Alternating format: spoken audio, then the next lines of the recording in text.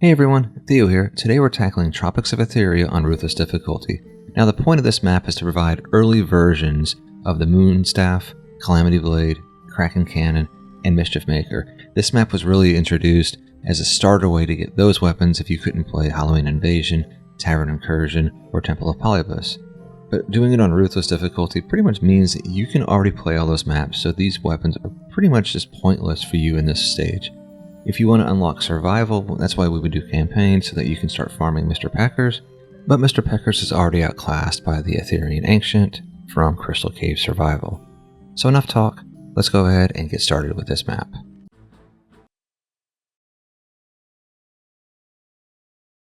Now the build we'll be using today is by Tiggy, so thank you Tiggy for this build.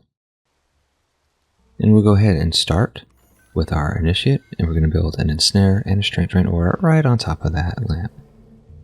We'll come over here, grab this chest, come up here, and I'm going to place another ensnare and strength drain aura. And I'll grab this chest, jump over here, and grab this one over here. Tightrope walk over here, go over here, and we're going all the way over to this building. Grab this chest, drop down here, grab this chest, and we're going to build another ensnare and strength drain aura.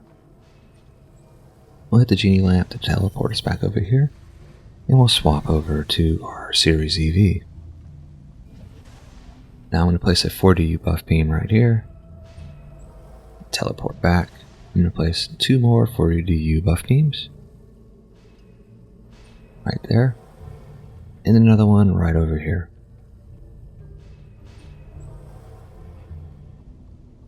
We'll jump back down here, we'll swap over to our Hermit,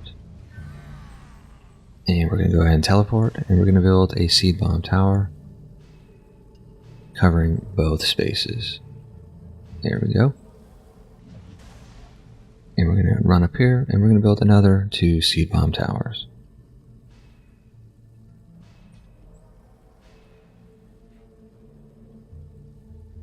There we go. We're trying to cover both spawns with our seed bombs at both areas. Alright, we'll swap over to our Adept, and we're going to be building 4 DSTs, and the remaining will be LTs. So I'm going to go ahead and place 4 LTs to get us started, bring in my Tower Boost Monk, and I'm going to bring in 2 DPS Monks. And this just makes the waves a lot easier. I found it kept things more smooth. And so each of my Tower Boost Monks, each of my DPS Monks are wearing little wizard pets. And so they're just going to stand here and do nothing. Alright, we'll get started. Tower boosting, and I'm going to drop some mana so that I can finish up this build. Now I'm going to go ahead and build 4 DSTs, and they're going to be pointing in 4 different directions. That way, that way, that way, and that way. And then the rest will be LTs. And that is the build.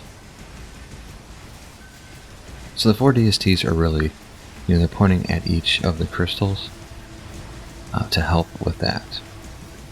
And then one of them's kind of pointing over towards one of those ships where a ogre will sometimes just get stuck. But for the most part, it's the LTs doing the work, and the DSTs are just trying to help with some stuck things. Now, my 2 DPS monks are just at areas to help speed up the process. So I'm going to go ahead and bring in my Adept Upgrader, and I'm going to be upgrading LTs first, and then we'll move to the other areas to finish those upgrades. So like I said, this map will go by pretty quickly, but where my, in the bottom of the left corner, that area, which is the east crystal, those wyverns are just slow. They are very slow. So I put a DPS monk with a little wizard. You could use an eye if you wanted, or any other kind of ranged pet if you wanted to. And I just place the monks right here to help that section of the map. So you see that the east side, that's usually the last section of mobs to die.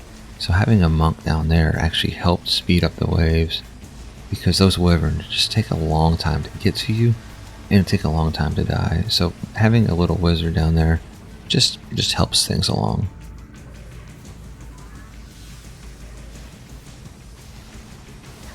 And and it's nice to have a monk down there in case that that ogre gets stuck and he just needs a little help dying.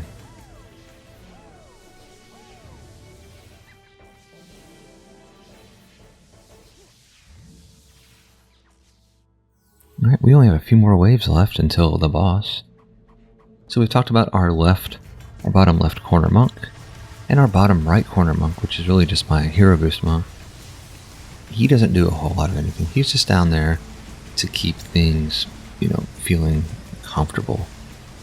And now that all of my LTs and all my app towers are upgraded, I go down to the East Crystal and I start upgrading everything there, and then I'll finish it up where my hero boost monk is. So that is pretty much it.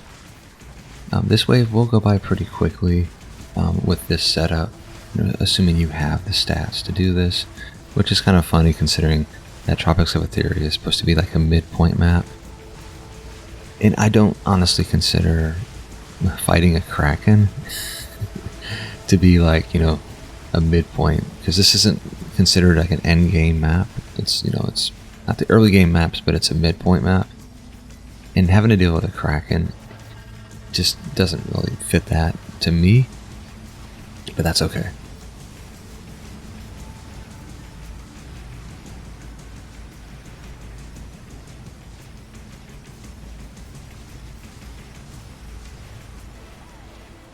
And sometimes I get a little impatient and I try to finish up, speed up the end of these waves real quick. Alright, we have 2 more waves until the boss. And we are almost upgraded with everything.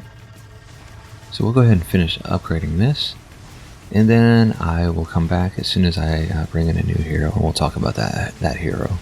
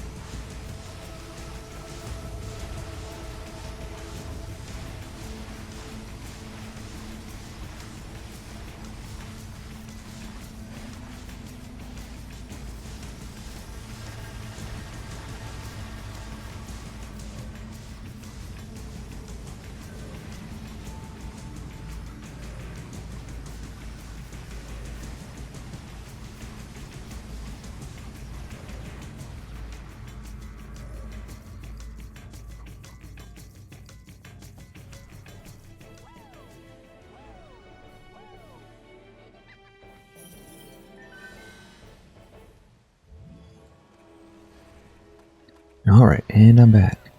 So I am bringing in a summoner. And this summoner, it has a cat and an iPad. Now, obviously, the summoner's not going to do a ton of damage. With a DPS pet, they're like the worst scaling of all the heroes. But the main point of the summoner is to boost my 2 monks. And, just to do a little damage while we're at it. You could also use, if you struggle with this, you could also use like a cat with with a Cupid that would heal your heroes. But I didn't find the boss fights to take that long that you would need a Cupid per se. But I can tell you that I have done this map many different ways to see if I could cheese the bosses or anything like that, and unfortunately, it was inconsistent. I didn't have the same boss fight every time, which is unfortunate.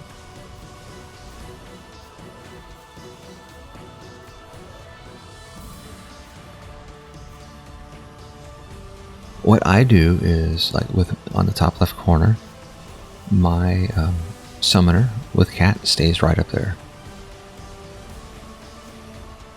And, pretty much on that land bridge. And I missed my jump. And I put this monk up here. So I'm going to stay up here. And I'm going to move my other monk. And I put that monk right here in this little crevice. Little corner area. And then I'm going to be moving around with my tower boost monk, because oftentimes the demon lord will shoot fire at my towers, and my tower boost monk, so I want to move with them first. So I'm tower boosting, and I'm just getting away from all of the fire. That's why I usually start off on my tower boost monk. And then I switch over to my hero boost monk to turn on hero boost. And now I'm just going to stand here with my heroes.